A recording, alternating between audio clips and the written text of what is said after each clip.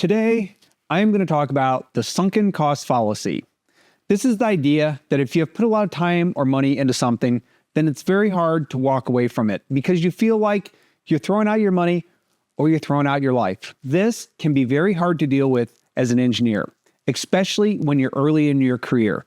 You put a lot of effort into something and you're very proud of the work you did. But down the road, you find out that there's a much better way to do it. And letting go of that and moving in another direction can feel like you're abandoning everything you worked so hard on. Everyone has their own journey on how they overcome this. However, my journey for that started about 10 years ago. My brothers were in Colorado where they were running a CBD farm, and they contacted me and told me they had to get their harvest out of the ground. They had purchased a machine called a bucking machine, which strips the plants down to the stems, and it wasn't working for them. They were freaking out. They had a frost coming in 7 days, and if they didn't trim the plants by then, they were going to lose their whole crop. So they knew I was an engineer. They knew I knew how to work on machines. They told me to solve the problem. I didn't have any experience with farm equipment, but I had a general idea of what the problem was. So I ran around the shop and I looked for whatever parts I could find. I didn't even have time to order anything. I had to do with what I had. So I pieced something together in about 3 days over a weekend, and I got in the mail and shipped to them. And this is actually the only photo I have of it. It's how it was damaged in shipping. But you can see how rudimentary the machine looks. When they received my machine, it didn't work any better than the machine they already had, but they were able to take the front piece off mine and bolt it to the back piece of the machine they already had, and they were able to get through the harvest and more or less make it work. If this type of information is useful to you, I would love if you would subscribe.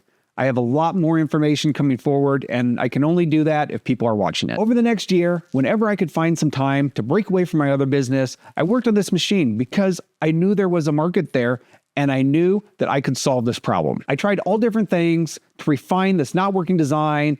I came up with new complicated mechanisms, and I kept changing out parts and I kept testing, and nothing was really working. As progress was going slow on this, I received a phone call that tragedy had struck. My brother I was working with on this project had tragically died. I wasn't planning on putting this in the video. However, I think it's important.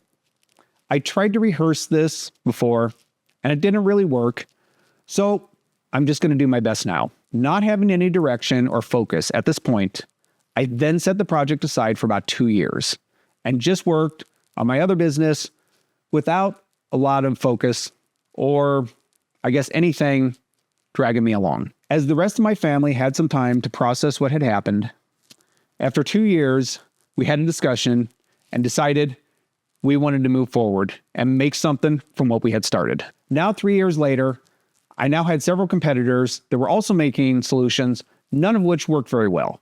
So it was obvious that there was demand for this market, and I just had to figure out how to make it work.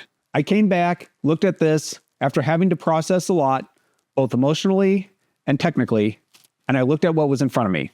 I had been going in all different directions, trying to put Band-Aid on top of Band-Aid and trying wild ideas without a major direction on what the machine had to do from start to finish. What I was looking at on my computer just looked like a hot mess. So I stepped back.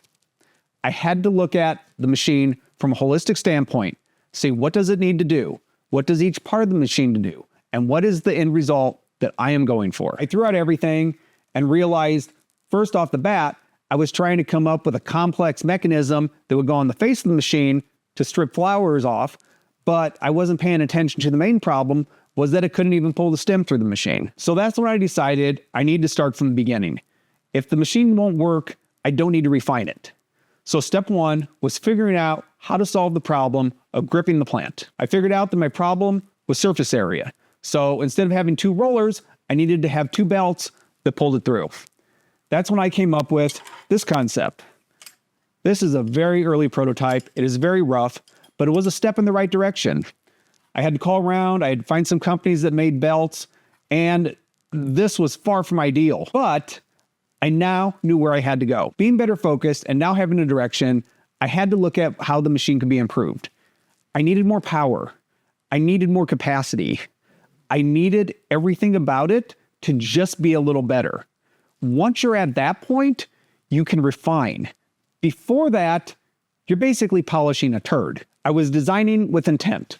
So my next version looked like this, which isn't a major change, but it's more refined. And now some stainless steel parts, and you can see back here, this isn't stainless because this first version didn't really work, but it worked better than the previous one. So I am now getting closer to the goal. Knowing where I was going, I was able to get more refined parts and get something together that looked more or less production ready. The first machine I made was a one-off prototype, and everything on it worked. I ended up selling that machine. However, I knew that it was going to be too expensive to mass produce. However, at this point, I knew I had a design that was made with intent, and all I had to do was refine it to get to the finish line. I then took that design, stripped out everything that wasn't absolutely necessary. I was able to combine a few parts into one and streamline the manufacturing process. I then made about 12 machines and got them out there, and they worked extremely well. Everyone was happy with them. However, at that point, there were still a lot of unknowns, and I had a lot of adjustments in the machine, and it had to be fine tweaked. And once it got all dialed in, it was great. Now going into the full-blown production model, I looked at what I had, and while it was decent, it had a bunch of adjustments that are no longer needed. It was big, it was bulky, it was not refined for shipping. So I sat down, looked at it, I figured out how to make it 2 inches shorter, 10 pounds lighter, fit in a standard box, and make it UPS shippable. That is how you go from a good product to, may I say, a great product. You have to get to the state where your fundamental design is good before you can start refining things. I was now at the point that I could refine it for size, refine it for weight, and streamline the manufacturing. But you're never going to be able to do that if you're spending all your time trying to put band-aids on things. This is a belt roller assembly out of the current production model. You can see that everything is CNC machined. I was able to get these made ahead of time, and it's been very easy to bolt together. I was able to get a proper belt with good grip, and everything is refined and looks professional. However, if I had skipped steps earlier, then I would have never got here. I may have had something that looked good, but didn't function the way it was supposed to. I've put together a free product development cheat sheet, and there's a link for it down in the description. Hopefully that can help you along your journey.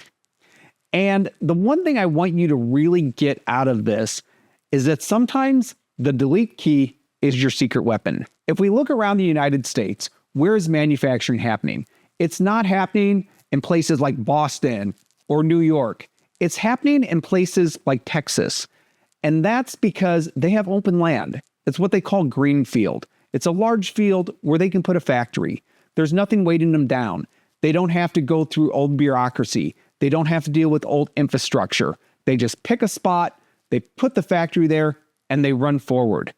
And that is an example of how your old decisions and your old mindset can prevent you from moving forward.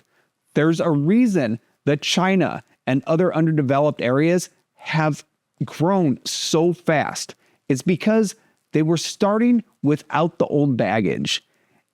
And your goal is to take what you have learned before and move forward as if you were starting anew, but much smarter. Don't get weighted down by your old decisions and your old work, because your competitor does not have those same inhibitions holding them back, and they will leapfrog you. You are in the best position as soon as you learn that there's a better way to move forward. You will only be behind if you don't take that advantage the second you see it. This is your secret weapon. Don't do the work for them. If you found this video useful, check out my video on the 5 tests that you should do to verify whether your product is ready to go to market.